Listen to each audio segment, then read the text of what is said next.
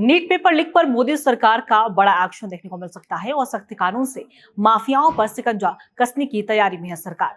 नमस्कार, मैं अंकिता और आप देख रहे हैं न्यूज़ 11 भारत का डिजिटल प्लेटफॉर्म।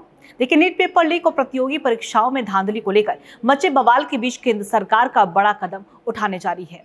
प्रधानमंत्री नरेंद्र मोदी पहले ही साफ कर चुके हैं कि पेपर लीक के दोषियों को किसी भी कीमत बख्शा नहीं जाएगा और अब इसी दिशा में मोदी सरकार मौजूदा पेपर लीक कानून और ज्यादा सख्त बनाने की तैयारी में है।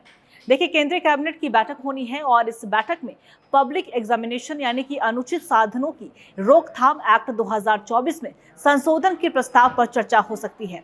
सरकार का मकसद संगठित पेपर लीक सिंडिकेट और परीक्षा माफियाओं के खिलाफ कानूनी कार्रवाई को और भी ज्यादा मजबूत करना है।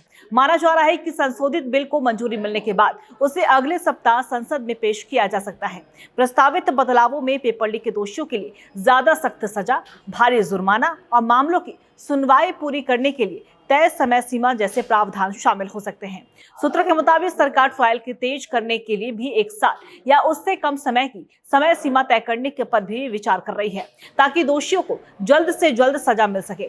वहीं मौजूदा कानून की तहत की अगर बात करें हम, तो पेपर लीक, संगठित नकल, किसी और की जगह परीक्षा देने और परीक्षा प्रणाली से छेड़छाड़ जैसे अपराध पहले से ही शामिल है। संशोधन के बाद व्यक्तिगत स्तर पर पेपर लीक में शामिल दोषियों को 3 से 5 साल तक की जेल और 10 लाख रुपए तक का जुर्माना का प्रावधान किया जा सकता है। वहीं संगठित पेपर लीक रैकेट चलाने वालों को 5 से 10 साल तक की सजा और कम से कम 1 करोड़ रुपए तक का जुर्माना का सामना करना पड़ सकता है। वहीं केंद्र सरकार अब ऐसा कानूनी ढांचा तैयार करना चाहती है जिससे राज्यों में फैले पेपर लीक नेटवर्क और अंतर्राज्यीय गिरोहों पर प्रभावी कार्रवाई हो सके।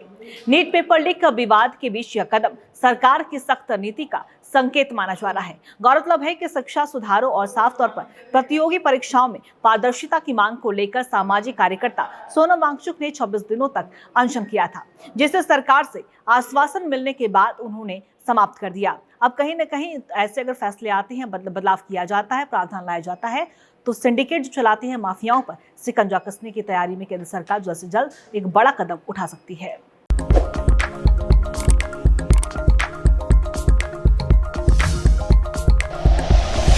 Like and share videos, subscribe करें हमारा चैनल और प्रेस करें बेल आइकॉन। न्यूज़ 11 भारत, सच है तो दिखेगा।